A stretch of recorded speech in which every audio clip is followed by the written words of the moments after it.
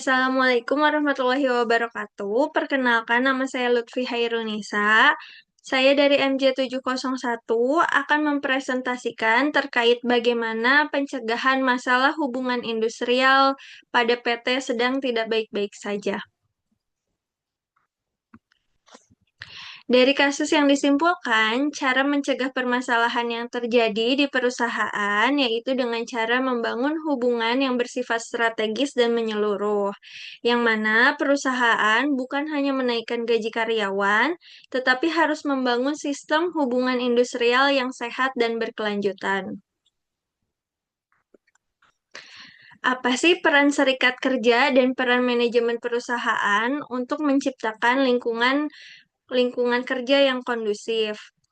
Peran serikat kerja pada perusahaan yaitu menjadi suara kolektif karyawan untuk menyampaikan keluhan sebagai perantara untuk bernegosiasi terhadap kondisi kerja karyawan dan beban kerja serta memastikan hak pekerja terlindungi dan terpenuhi. Dan apa sih peran manajemen perusahaan? Peran manajemen perusahaan adalah sebagai pendengar, responsif, transparan, dan bersedia melibatkan pekerja atau karyawan untuk lebih sejahtera.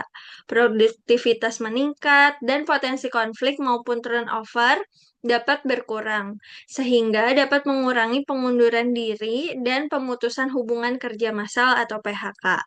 Jadi kesimpulannya, serikat kerja dan manajemen perusahaan harus saling bekerja sama agar perusahaan menjadi lebih stabil, karyawan lebih sejahtera, produktivitas meningkat, dan potensi konflik maupun turnover dapat berkurang, sehingga dapat mengurangi pengunduran diri dan pemutusan hubungan kerja massal atau PHK. Nah, ada kebijakan berbasis praktik terbaik, yaitu ada 4. Yang pertama ada menjamin keadilan kompensasi, seperti gaji pokok tunjangan dan benefit untuk mencegah ketidakpastian terhadap upah. Yang kedua ada fleksibilitas kerja dan work-life balance, yaitu untuk mengurangi beban kerja yang berlebihan atau burnout. Perusahaan bisa menerapkan kerja yang fleksibel, pengaturan beban kerja, dan memberikan cuti tahunan bagi seluruh karyawan.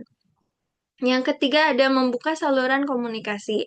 Perusahaan dapat membuka saluran komunikasi dengan mengadakan forum dialog antara karyawan dan manajemen serta sistem pengaduan untuk karyawan. Dan yang terakhir, yang keempat ada pengembangan karir dan pelatihan.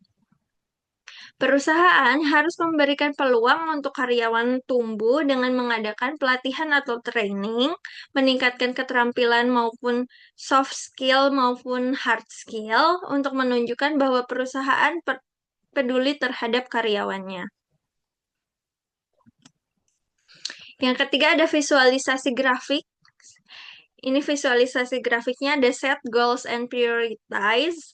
Di samping bekerja perlu menentukan tujuan dan prioritas. Ada accept yaitu menerima dan memahami jika tidak ada pekerjaan yang sempurna. Dan yang ketiga ada find a job that you love yaitu menemukan pekerjaan yang disenangi. Yang keempat ada make time for yourself, beri waktu untuk diri sendiri. Yang kelima ada unplug, memberikan waktu untuk refreshing atau healing sejenak dari rutinitas.